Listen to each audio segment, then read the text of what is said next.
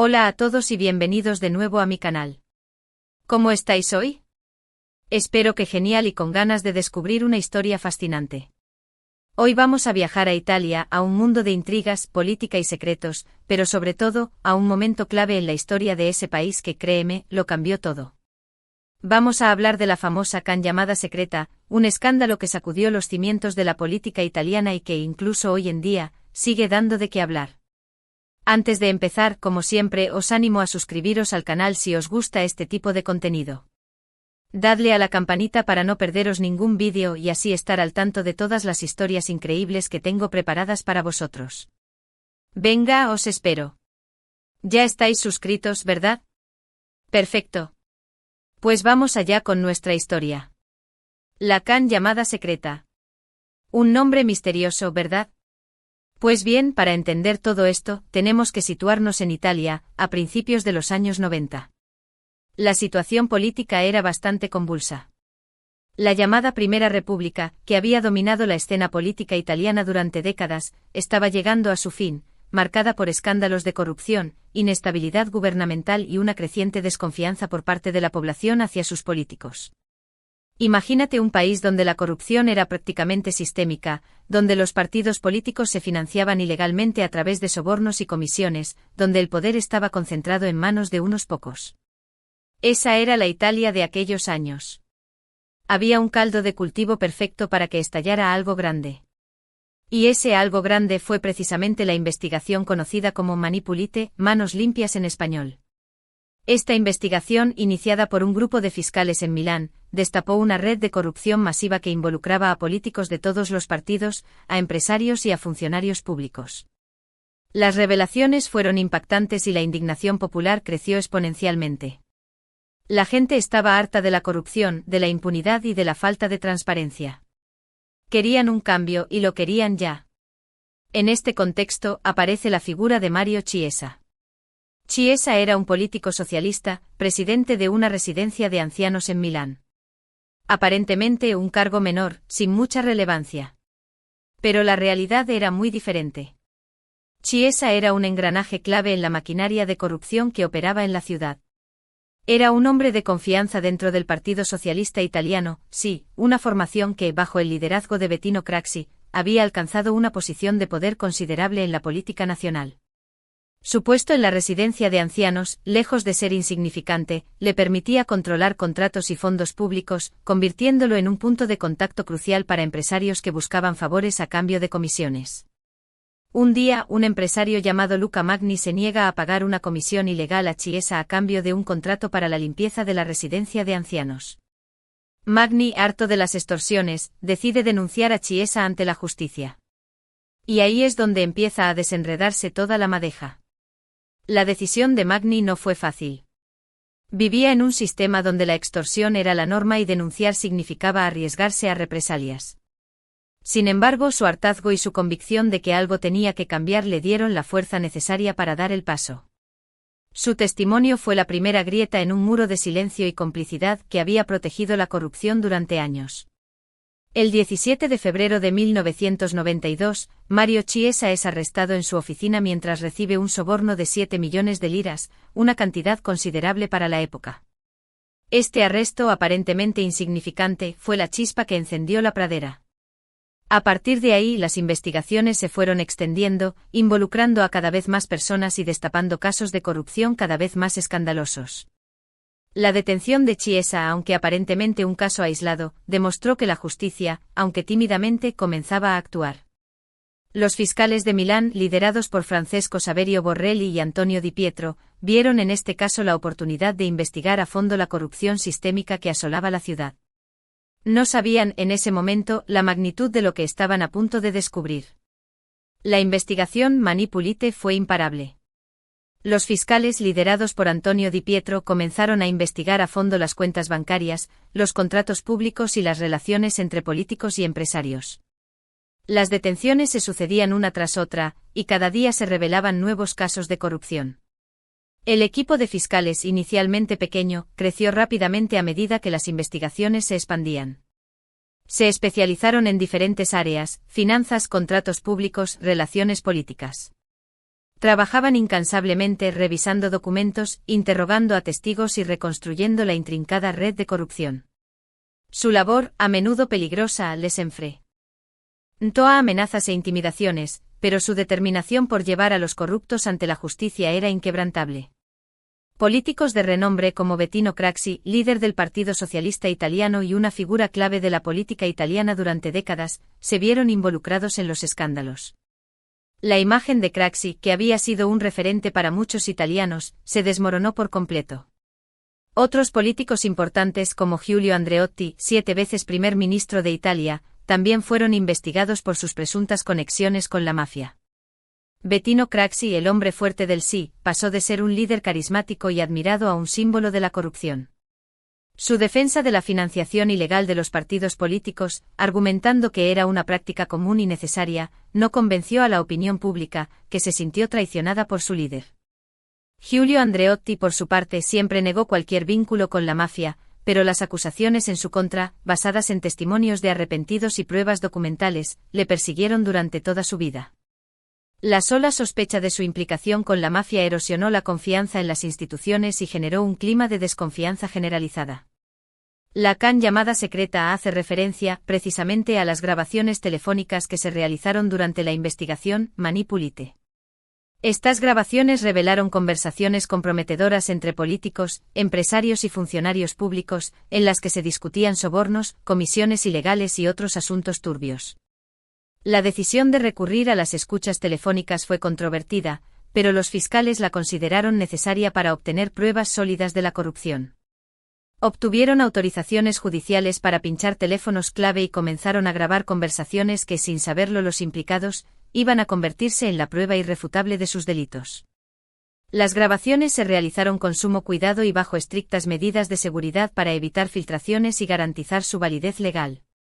El contenido de estas llamadas era explosivo. Demostraba, sin lugar a dudas, la existencia de una red de corrupción generalizada que había permeado todas las instituciones del Estado.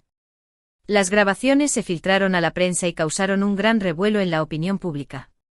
La gente estaba indignada y exigía responsabilidades. El contenido de las llamadas no solo revelaba la existencia de sobornos y comisiones ilegales, sino también la impunidad con la que actuaban los implicados. Se escuchaban conversaciones en las que se discutían abiertamente precios, porcentajes y métodos para ocultar el dinero. La falta de escrúpulos y la arrogancia de los corruptos indignaron a la opinión pública, que se sintió estafada y engañada por aquellos en quienes habían depositado su confianza. La filtración de las llamadas a la prensa fue un golpe maestro para los fiscales, ya que generó una presión social enorme que obligó a las autoridades a tomar medidas y a los implicados a rendir cuentas. ¿Pero por qué se le llama can llamada secreta?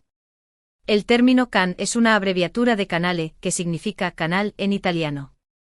En este contexto se refiere al canal de comunicación, es decir, a las líneas telefónicas, a través de las cuales se realizaban las conversaciones comprometedoras. La expresión llamada secreta hace referencia al carácter confidencial y oculto de estas conversaciones. El nombre can llamada secreta se popularizó rápidamente en los medios de comunicación y se convirtió en un símbolo de la investigación Mani Pulite. Representaba la herramienta clave que había permitido destapar la corrupción y llevar a los culpables ante la justicia.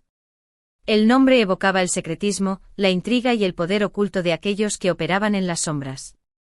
Las consecuencias de la can llamada secreta fueron devastadoras para la política italiana. La Primera República se desmoronó por completo. Los partidos políticos tradicionales, como la Democracia Cristiana y el Partido Socialista Italiano, que habían dominado la escena política durante décadas, desaparecieron o se vieron gravemente debilitados. Surgieron nuevos partidos y movimientos políticos, como Forza Italia, liderado por Silvio Berlusconi, que capitalizaron el descontento popular y prometieron una nueva era de transparencia y honestidad. El colapso de la Primera República fue un terremoto político que sacudió los cimientos del Estado italiano. Los partidos políticos tradicionales, desacreditados por la corrupción, perdieron el apoyo popular y se vieron obligados a disolverse o a refundarse. La Democracia Cristiana, que había sido el partido dominante durante la posguerra, se desintegró por completo. El Partido Socialista Italiano, herido de muerte por los escándalos de corrupción, nunca logró recuperarse. En este vacío de poder, surgieron nuevas formaciones políticas que prometían un cambio radical. Forza Italia, liderado por el empresario S. Silvio Berlusconi, supo capitalizar el descontento popular y presentarse como una alternativa creíble y moderna. La investigación Mani Pulite y la can llamada secreta marcaron un antes y un después en la historia de Italia. Destaparon una realidad que muchos sospechaban, pero que nadie se atrevía a denunciar. Revelaron la magnitud de la corrupción y la necesidad de una profunda reforma política y social. La investigación Mani Pulite no solo destapó la corrupción, sino que también generó un debate profundo sobre la necesidad de reformar el sistema político italiano. Se cuestionaron las leyes de financiación de los partidos políticos, la transparencia de los contratos públicos y la independencia del poder judicial. Se propusieron medidas para fortalecer el control del gasto público, mejorar la transparencia de la administración y promover la participación ciudadana en la vida política. La investigación Mani Pulite fue un catalizador para el cambio, un punto de inflexión en la historia de Italia. Sin embargo, la investigación Mani Pulite también generó controversia. Algunos críticos argumentaron que los fiscales habían actuado con excesivo celo, violando los derechos de los acusados y utilizando métodos poco ortodoxos. También se criticó el papel de los medios de comunicación, que, según algunos, habían contribuido a crear un clima de linchamiento mediático contra los acusados.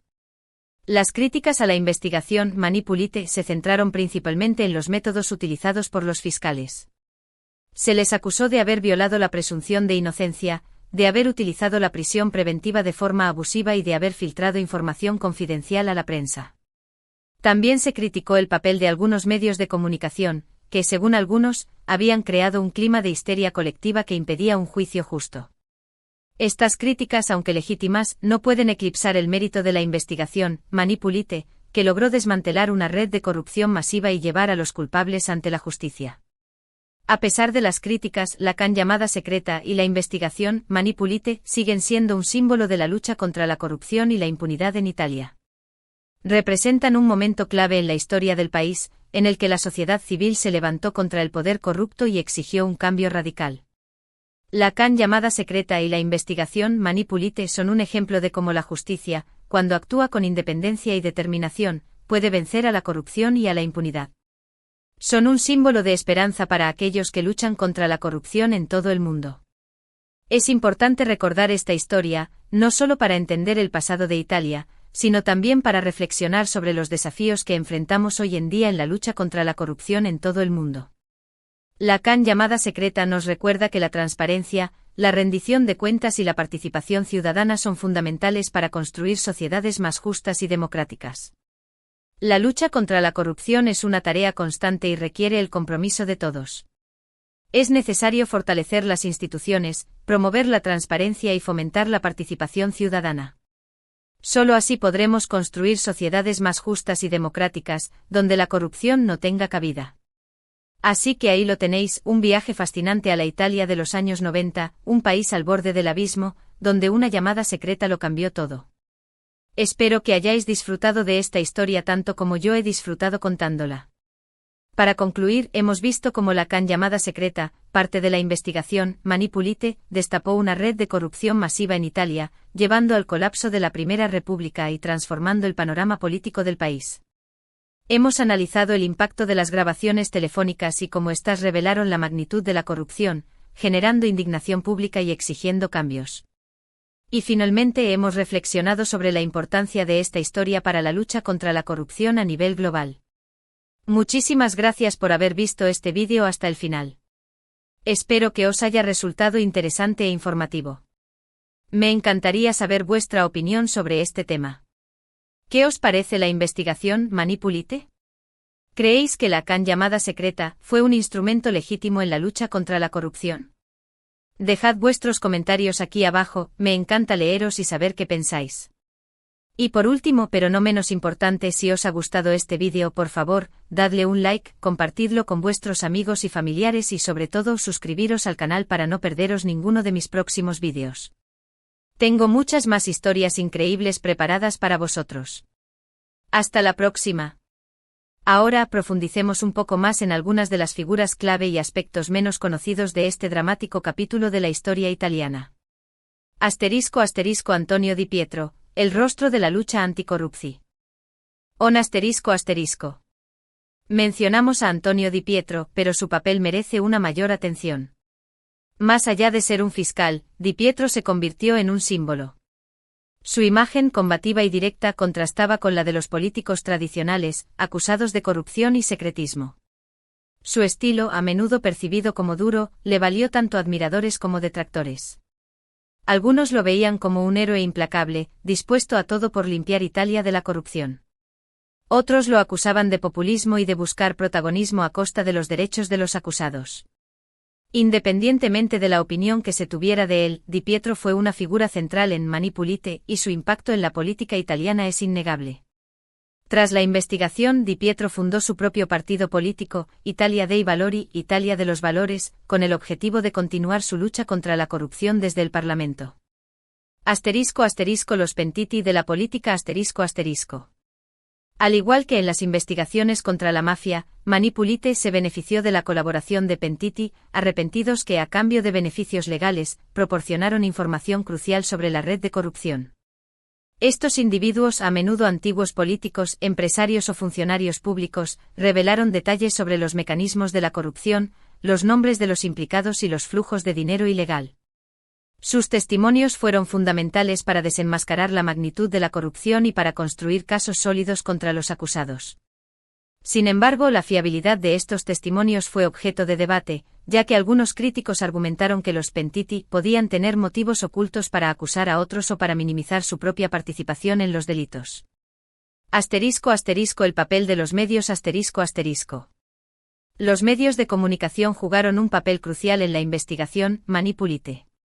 Los periódicos, la televisión y la radio informaron ampliamente sobre los casos de corrupción, publicando detalles sobre las investigaciones, los arrestos y los testimonios de los acusados. La cobertura mediática intensa contribuyó a crear un clima de indignación pública y a presionar a las autoridades para que actuaran con rapidez. Sin embargo, algunos críticos argumentaron que los medios de comunicación se extralimitaron en su función, creando un ambiente de linchamiento mediático contra los acusados y violando su presunción de inocencia. La relación entre los fiscales y los medios fue compleja y controvertida, ya que ambos se necesitaban mutuamente para alcanzar sus objetivos, pero también existían tensiones y conflictos de intereses. Más allá de los políticos, la corrupción en el mundo empresarial Si bien la investigación se centró principalmente en la corrupción política, Mani Pulite también reveló la profunda implicación del mundo empresarial en los esquemas de corrupción. Empresarios de todos los sectores, desde la construcción hasta la alimentación, fueron acusados de pagar sobornos a políticos y funcionarios públicos a cambio de contratos, permisos y favores. La corrupción no solo afectaba a las grandes empresas, sino también a las pequeñas y medianas empresas, que se veían obligadas a pagar comisiones ilegales para poder competir en el mercado.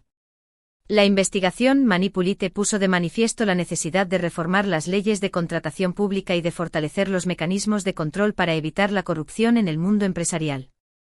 Las consecuencias a largo plazo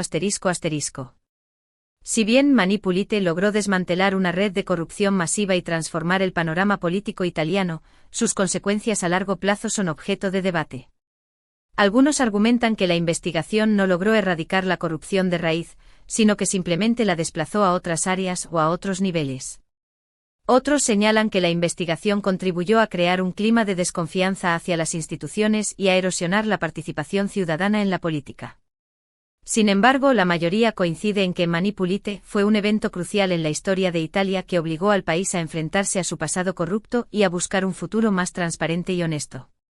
La lucha contra la corrupción es una tarea constante y requiere el compromiso de todos los ciudadanos.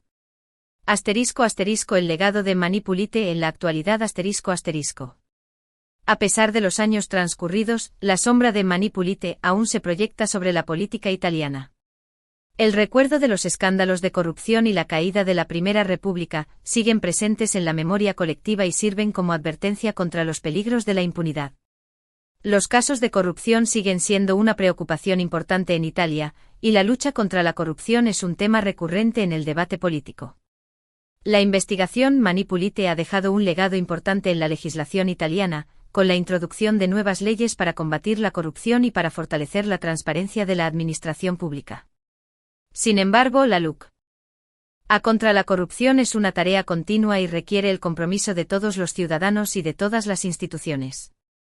Esta ampliación, manteniendo el tono y estilo original, busca ofrecer una visión más completa y matizada del escándalo Can llamada secreta, y de la investigación, Manipulite, destacando las figuras clave, los aspectos menos conocidos y las consecuencias a largo plazo de este evento crucial en la historia de Italia. Espero que os haya resultado aún más interesante. Hasta la próxima.